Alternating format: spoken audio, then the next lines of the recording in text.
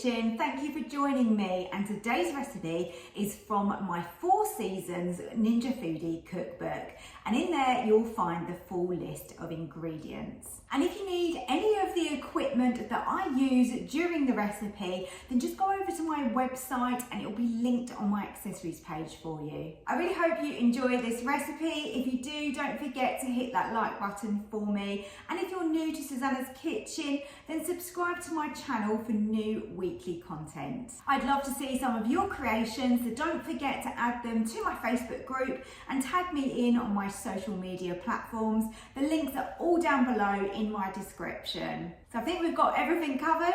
Let's start cooking. So let's start making my strawberry and kiwi pavlova. This is such a beautiful summer recipe, and it's really not that difficult to make. It's just a little bit time consuming, but the Ninja is going to do most of the work for us, which is brilliant. So I've got egg whites to start with. Let's pour my egg whites. Going to get my whisk attachment because there's no way I'm doing this by hand.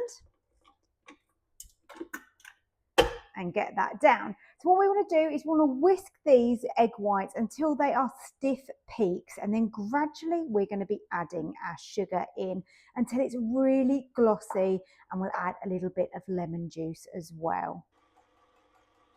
Okay, so whilst we're waiting for that to happen, I've just got ready my rack. So that's going to be in the low position. I'm going to be using the crisper plate, just because it's got a bit of a lip around the outside and it's nice and flat.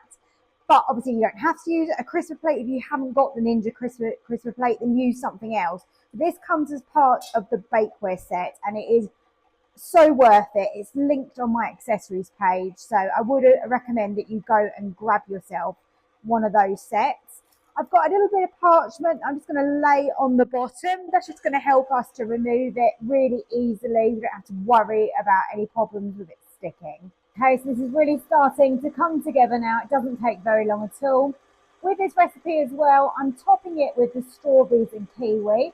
Of course, you can change that up. If you would rather do strawberries and raspberries or blackberries, then you can just put whatever toppings you really want onto this. The main thing really is showing you how to make this beautiful meringue using our Ninja Foodie. Okay, so that is kind of at a soft consistency at the moment, but we want it to be stiff peaks. You can see now why I'm not doing this by hand. It's fluffing up really, really nicely, so it shouldn't take very much longer. You can always just check it, so just stop your machine. Have a little check where you're at. It's nearly there. A little bit longer, I think, but you know, it just shows you can stop, check, and continue. You can see how much better that is now. That is really holding. That is brilliant. So now we continue just on a lower speed, and we just add in our sugar. So I like to measure it out in a bowl and then just add a tablespoon at a time. It's going to go really, really glossy once this is all combined. And after you've added your sugar, you just want to add in your lemon juice. That is now super glossy. Look at that. Got such a gorgeous shine on it. Now what I need to do is I need to layer that up onto the crisper plate. I find it easiest if I just dot some of this around, and then I can kind of shape it afterwards. And there is a lot of it. It's going to be a really big meringue, this. So I'm lowering my meringue on the rack into the Ninja. There you go. And the first thing we're going to do is bake it. This is what it's going to look like when the bake section is done. Now we're on to dehydrate. Okay, so that process is now completed and we can remove it. After the meringue has been dehydrated, I like just to air fry it just for a few minutes. It just helps with that texture, makes it slightly crispier on the top, and also adds a little bit of colour, which is really nice. And I'll just let you know about why I dehydrate it like this. when you make a meringue normally in the oven, you generally leave it in the oven and let it really gradually and slowly cool down. So you've got a lot of residual heat in the oven, and therefore it kind of works and, you know, makes it nice and crisp and light, and exactly why we like meringue. So this kind of does the same thing for me really by dehydrating it. And I think it works really well. So it's just a way of doing it in your Ninja and creating a beautiful meringue for your pavlova.